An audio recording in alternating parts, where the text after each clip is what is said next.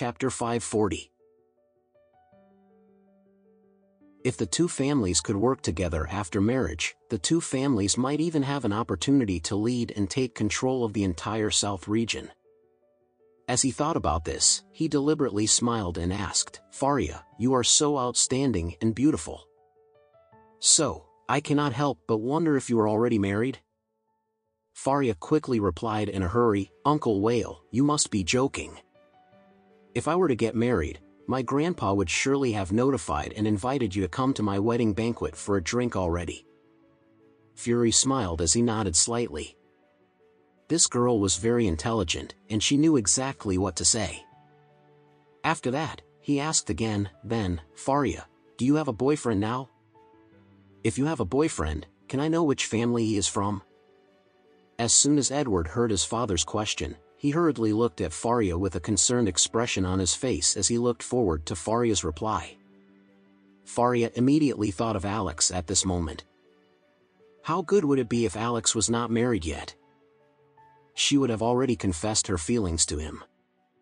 Moreover, Faria believed that Alex would not turn down her confession, as she could be regarded as one of the better choices amongst all the girls who were interested in him.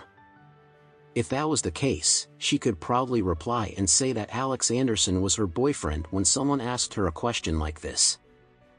As she thought about it, Faria could not help but sigh in her heart. Then, she replied, "Uncle Whale, I do not have a boyfriend yet." Both Fury and Edward heaved a huge sigh of relief.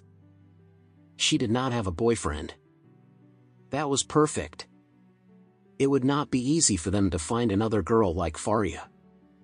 Since she was still single, it was the perfect opportunity for his son to pursue her. Fury immediately said to Faria, "By the way, Faria, please send my regards to Lord Adair when you go home later. Please tell him that I have already arranged for a plane to send my youngest son home for treatment tomorrow. Edward and I will be staying back in Orris Hill to investigate and look into Katz's sudden illness. So, both of us would like to come and pay a visit to your grandfather tomorrow." Faria did not think too much about it and simply nodded before saying, "Okay, Uncle Whale. I will definitely inform my grandfather when I get back." Fury felt that he should take advantage of this opportunity to bring Edward over to the Adair family mansion so that they could stay there for a few days, since they would be in Orris Hill for some time anyway.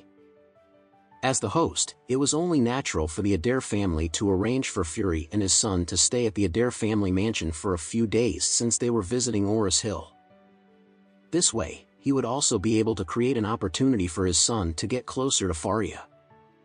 Fury also felt that this would be an excellent opportunity for him to bring up the topic of marriage to Lord Adair. He presumed that Lord Adair would not turn down his request. After all, the Whale family was the wealthiest and most powerful family in the whole South region. Edward was also the eldest grandson of the Whale family, and he was the first heir of the younger generation. It was not an exaggeration to say that he was a diamond in the making in the South region. As long as Lord Adair agreed to his request, Fury was certain that he would definitely help him persuade Faria to agree to Edward's marriage proposal. That way, they would be able to decide on their marriage, and the two families could choose an early auspicious date so that they could get the marriage done and over with as soon as possible.